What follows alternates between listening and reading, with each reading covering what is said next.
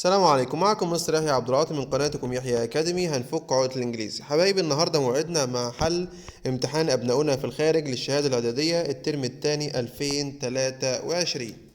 اول سؤال مع بعض يا حبايبي هو الديالوج. هند is phoning her friend. هند بتتصل بصاحبتها. Oh, nice to see you in Luxor. يعني من الرائع ان انا اشوفك في الاقصر. When did you come؟ متى جئتي او متى وصلتي؟ قالت لها حاجة. طبعا هنا هنشوف هنكتب يا مستر أي مدة ولا لأ. طب انزل كده. So you have been here for a week. ايه ده؟ معنى كده ان انت هنا بقالك اسبوع. يبقى هنا لازم تكتب لها ايه؟ last week. last week يعني الاسبوع اللي فات. او ممكن تكتب last يوم مثلا last Friday last Saturday براحتك. بس الافضل last week. فتقول لها ايه؟ I came last week. I came last week. اوكي. بعد كده قالت لها يبقى انت هنا من اسبوع. فهي هترد عليها ايه؟ تقول لها ايه؟ طبعا yes that's right. يعني نعم هذا ايه؟ هذا صحيح. رقم 3. I'm staying at Star Hotel. ان هي قاعدة في فندق ستار او فندق النجمة. ممتاز. اذا هنا اين تمكثين؟ اين اللي هي where وهتعمل المقص I am تتحول الى are you. Where are you staying؟ Where are you staying؟ ممتاز. فتحت قالت لها for 2 weeks لمدة أسبوعين. يبقى هتقعدي قد إيه؟ how long ونفس الكلام are you staying. how long are you staying. ممكن in الأقصر أو here مثلا. أوكي؟ كم المدة اللي هتقعديها هنا أو في الأقصر. طبعا في الآخر have a nice stay. أتمنى لك إقامة لطيفة أو لذيذة. فطبعا هتقول لها إيه؟ thank you أو thanks. أوكي؟ السؤال التاني من الفراغات يا حبايبي اللي هي القطع الصغيرة. oil reusable continue carbon pulps sustainable. اوكي. طيب هنا لو احنا ركزنا تقريبا كده يا مستر هو جايب لي الاربع اختيارات على الكلمات عادي. هو الستاندرد ان احنا بنجيب 3 كلمات وواحدة جرامر. طب جاب لي 4 كلمات مش مشكلة. helping the environment is very important for everyday life.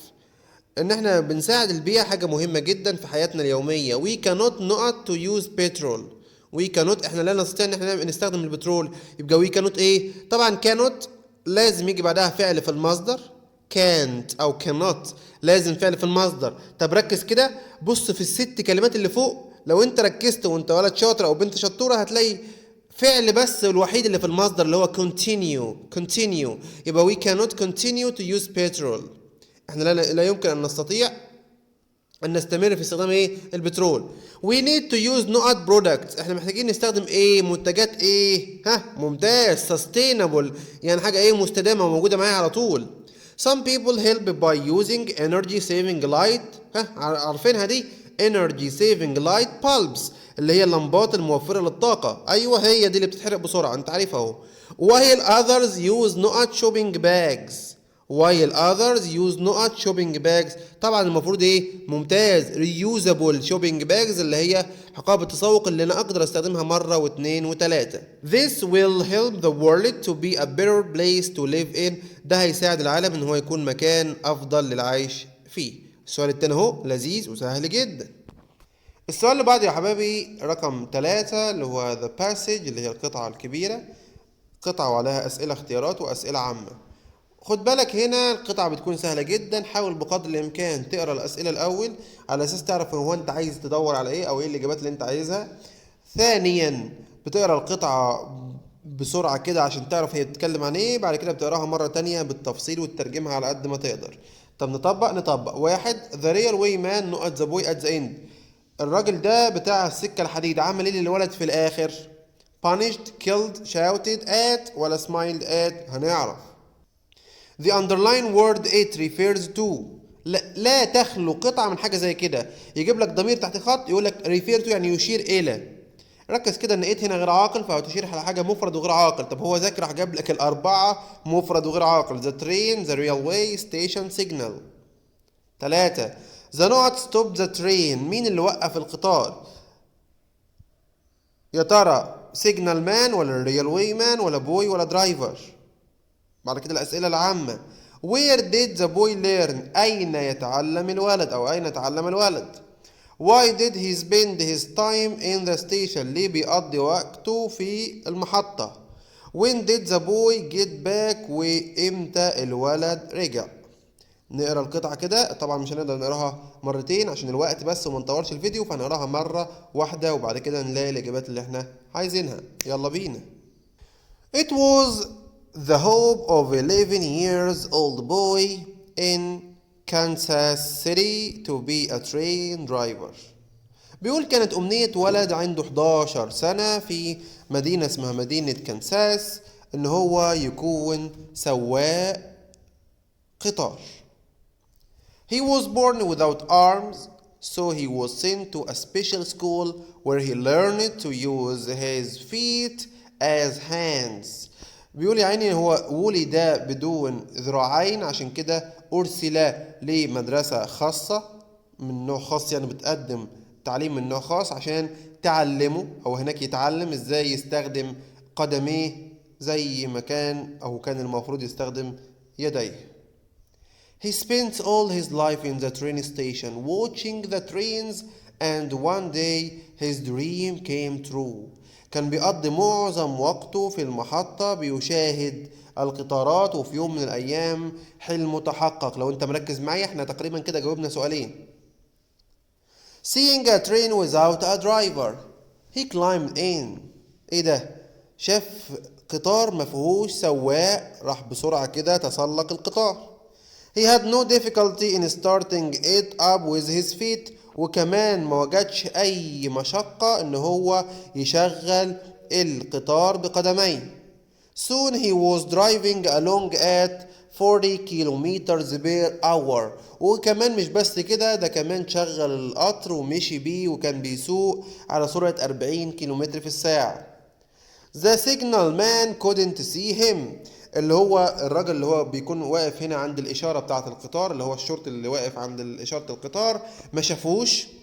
And when the boy reached the next station، لما الولد وصل للمحطة التانية، he made the train go back. أول كده ما وصل للمحطة التانية راح خلى القطار يرجع تاني. When he was near home، لما قرب من البيت، a railway man caught up with the train and stopped it. اللي هو رجل السكة الحديد caught up with the train and stopped it، يعني ايه وقف القطار او لحق بالقطار ووقفه. He was angry at first، كان غضبان جدا في البداية، but he smiled when the boy said simply I like trains. بس ابتسم كده ابتسامة يعني لما شاف طبعا منظر الطفل ان هو ما عندوش ذراعين وبيقول له I like trains، انا بحب بحب القطارات. احنا مع بعض. اول سؤال the railway man نقط the boy at the end، عمل ايه في النهايه الولد؟ طبعا smiled at، ابتسم كده ما كلموش، هو كان زعلان بس لما شافه ابتسم. اوكي. السؤال الثاني it تشير الى مين او تعود على مين؟ طب انا كده مش هعرف يا مستر، بس شوف الاختيارات عشان ندور عليها هناك. يا ترى ترين ولا railway ولا ستيشن ولا سيجنال؟ يلا نشوف. بص هنا بيقول لك ايه، هات الجمله من اولها. when he was near home، لما كان قريب من البيت. railway man راجل السكة الحديد caught up with the train and stopped it، لحق القطار وأوقفه. أوقف ايه؟ ممتاز، train اللي هو القطار. نمبر 3 the not stopped the train، مين اللي أوقف القطار؟ طبعا لسه قايلينها احنا في الجملة اللي هي بتاعت it. the railway man اللي هو رجل السكة الحديد هو اللي ايه أوقف القطار. السؤال الأول بعد كده Where did the boy learn؟ أين كان يتعلم الطفل؟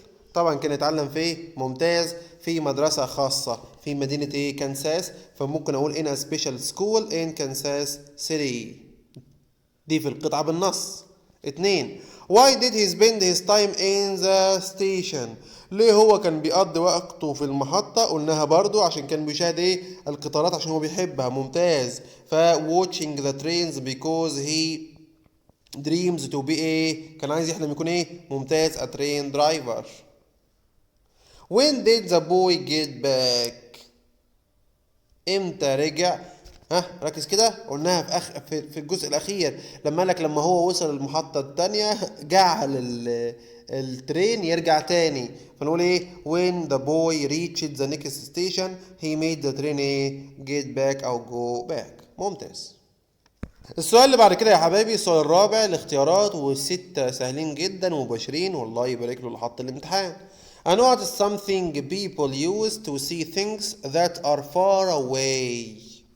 والجملة دي بتيجي في امتحان كتير خالص.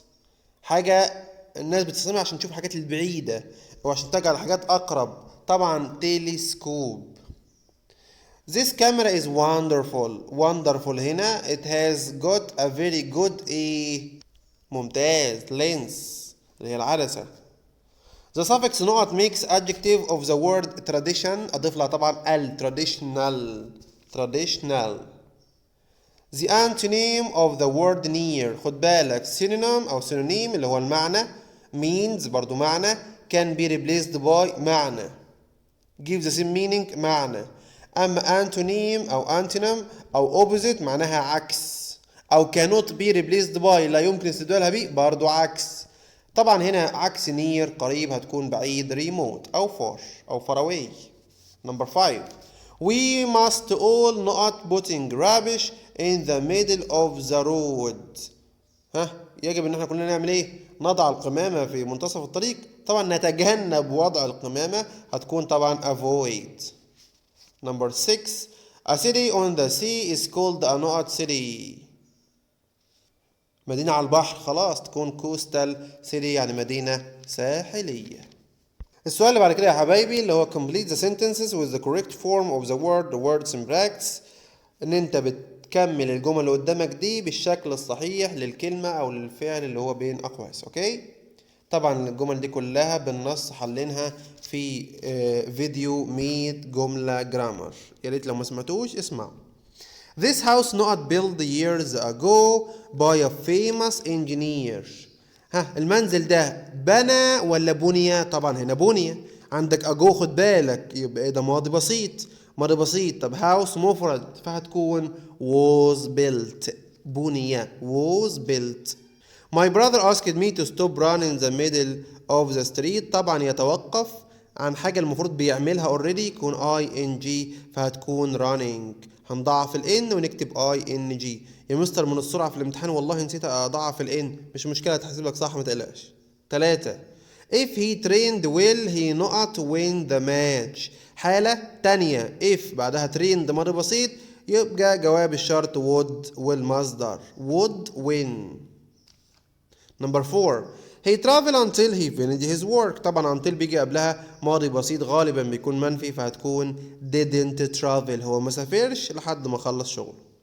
They said that their brother not tried that book the day before. ركز كده the day before أصلها ممتاز yesterday يعني أصل الجملة كان ماضي بسيط اللي هو wrote هنحولها لماضي تام فهتكون had written. واخر سؤال يا حبايبي كان ريفيو عن a book you read كتاب انت قريته. هتحاول بقدر الامكان طبعا السؤال ده كان خارج التوقعات شوية فهتحاول بقدر الامكان ان انت تجيب او تفتكر كتاب المفروض انت قريته وتكتب عنه. طب يا مستر انا مش بقرا كتب خالص ومش عارف، فحاول بقدر الامكان كده بذكاء ان انا اكتب له عن قصة المفروض انا عارفها واخترع له اسم كتاب واحكي له عنه وخلاص. وبكده حبايبي نكون وصلنا لنهاية فيديو النهاردة وحل امتحان أبناؤنا في الخارج. وامبارح حلينا امتحان محافظة دمياط وإن شاء الله أي محافظة قدامنا هنحلها. يا ريت تشير الفيديو لأصحابك عشان كله يستفيد لما يتدرب على امتحانات ناس امتحنتها بالفعل ويشوف إجابتها يطمن إن الإجابات والامتحانات سهلة جدا جدا جدا. بلاش قلق don't worry you can do it. ان شاء الله براكتس ميكس بيرفكت مع بعض كلنا هنقفل الانجليزي واللهم علما ينتفع به. ويا ريت نشير الفيديو على جميع وسائل التواصل الاجتماعي عشان قناتنا توصل للمليون. في رعاية الله والسلام عليكم ورحمة الله وبركاته.